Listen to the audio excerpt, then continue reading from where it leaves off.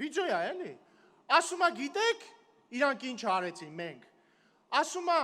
ստիպեցին հատուկ նենց արեցին, որ մարդիկ հիվանդանան, որ հետո առողջապահական ապահովագրությունը որպես կաշառք տան ժողովրդին։ Ականջներից չհավատացի, մի հատ է միացրեցի։ Իրոք քոչայանական պատգամավորը մեզ մեղադրում է, որ մենք հատուկ մարդկանց հիվանդացրել ենք, որ հետո անվճար ապահովագրությունը ապահովենք թոշակառուների համար, որ որպես ընտրակաշառք բուժենք։ Հետո մի հատ ուրիշ վիդեո նայեցի, կալուգացիների սարքած վիդեոն։ Մեջը մի հատ թոշակառու գնում է հիվանդանոց, ասում է, այդ հիվանդանոցի աշխատողը ասում է կներեք, հերթա 6 ամսից կարող եք գալ, ասում է ինչի։ Ասում է, որովհետև այդ ապահովագրությունից ադրբեջանցիներ պետք է օգտվեն։ Էլի ականջներից չհավատացի, նորից դրեցի, նայեցի, իրական էր։ Հետո մի հատ ուրիշ վիդեո նայեցի, էլի քոչայանական մի հատ պատգամավոր, ասում է, գիտեք Նիկոլի աջակիցները հիմա ովքեր են։ Ասում է, լավ, ուրիշ բան չեմ ասում։ Թոշակառուները, ասեն զզվանքով, ասում է թոշակառուները։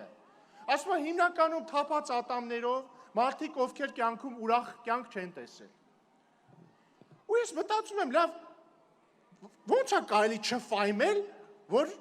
իրանք սենց բաներ խոսելով, անելով խփնվածի տպավորություն են թողում, բառից բուն իմաստով ծալաղ պակաս խփնվածների տպավորություն են թողում։ Բայց հետո հասկացա ժողովուրդ ջան,